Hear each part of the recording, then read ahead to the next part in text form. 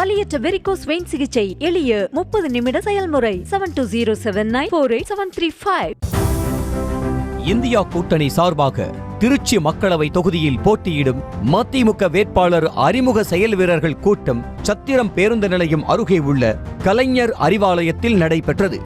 இதில் அமைச்சர்கள் KN நேரு, அன்பில் மகேஷ் பொய்யாமொழி, ரகுபதி, சட்டமன்ற உறுப்பினர்கள் உள்ளிட்ட பலர் கலந்து கொண்டு வேட்பாளர் துரை வைகோவை அறிமுகப்படுத்தி பேசினர்.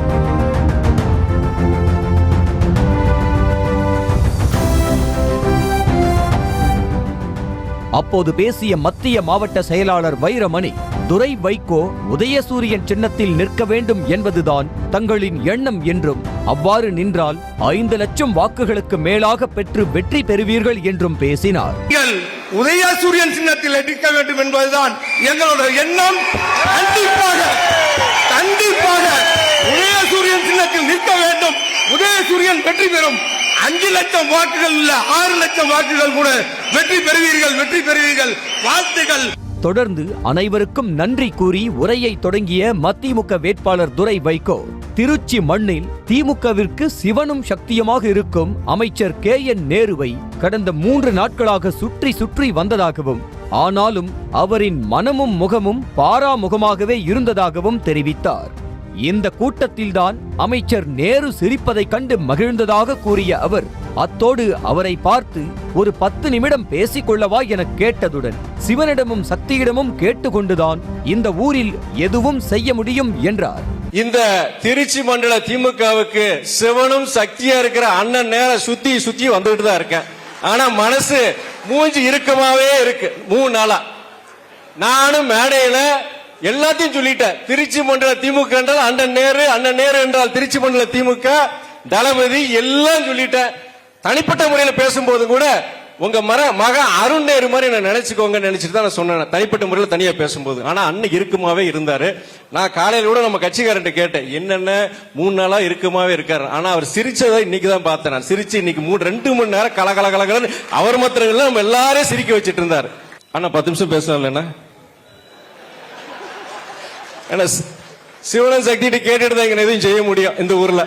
திமுகவிற்காக முதல் குரல் கொடுக்கும் நபர் தனது தந்தை வைகோதான் என கூறிய துரை வைகோ, தனது தந்தையின் உடல் நலனை கருத்தில் கொண்டும் தந்தைக்கு தலைகுனிவு வந்துவிடக் கூடாது என்பதற்காகவும் வலுக்கட்டாயமாக அரசியலுக்கு வந்ததாக கலங்கிய கண்களுடன் பேசிய அவர், தனது தந்தை ஒரு சகாப்தம் என்றார். எல்லாருக்கும் உங்களுக்கு அப்பாக்கள் இருக்கும், எல்லாருக்கும் ஒரு தந்தை இருக்கும். அந்த தந்தைக்கு ஒரு தலைகுனிவு வந்துடக்கூடாதுன்னு நினைக்கிறோம் எல்லாரும். எங்க அப்பா ஒரு சகாப்தம்.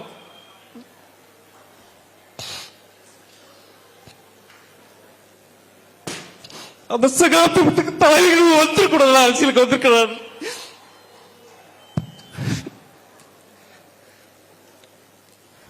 டென்ஷன் பண்றீங்கன்னு எனக்கு தலைகுனிவு வந்து அப்ப எங்க அப்பாவுக்கு தலைகுனிவு வந்துடக்கூடாதுன்னு அரசியலுக்கு வந்தேன் நான்.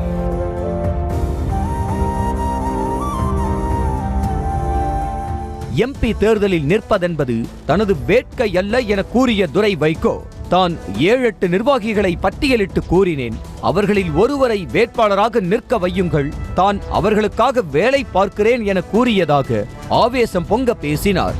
விருப்பமில்லாமலும் மக்களுக்காகவே உழைத்து தளர்ந்து போயுள்ள தனது தந்தை வைகோ மற்றும் மதிமுக வளர பாடுபட்ட நிர்வாகிகளுக்காக தேர்தலில் நிற்பதாக கலங்கியபடி பேசினார். பட்டியலிட்டு சொன்ன 7-8 பேர் பட்டியல் போட்டு சொன்னேன். இவங்க யாராவது ஒருத்தர் நிக்க வைங்க, நான் வேலை பார்க்கறேன்னு சொன்னேன். நான் வேலை பார்க்கறவங்களுக்கு சொன்னேன், எனக்கு விருப்பம் கிடையாதுன்னு சொன்னேன்.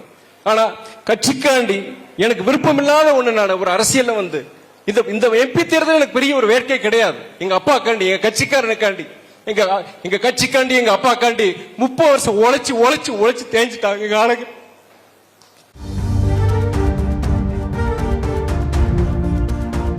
அப்போது தொண்டர் ஒருவர் எந்த சின்னத்தில் போட்டியிடுவீர்கள் என கேட்டபோது, தான் செத்தாலும் பம்பரம் சின்னத்தில் தான் போட்டியிடுவேன், தான் சுயமரியாதைக்காரன் என ஆவேசமாக பேசிய துரை வைகோ சிறிது நேரம் கண் கலங்கியபடியே நின்றார். சின்னமா செத்தாலும் எங்க சின்னம் தான், செத்தாலும் சின்னம் தான், எங்க சின்னம் தான், செத்தாலும் எங்க சின்னம் தான். நான் சுயமரியாதைக்காரன். அண்ணா அறிஞர் அண்ணாவோட கட்சி அறிஞர் அண்ணாவோட கட்சி திமுக.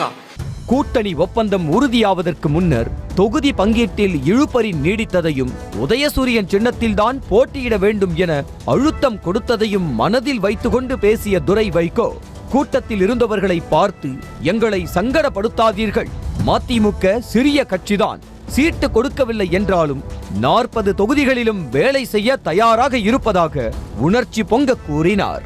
தமிழ்நாட்டில் திராவிட இயக்கங்களை அழிச்சிட்டு அவங்க மதவாத சக்திகள் இன்னைக்கு வேறும் நினைச்சிட்டு இருக்காங்க.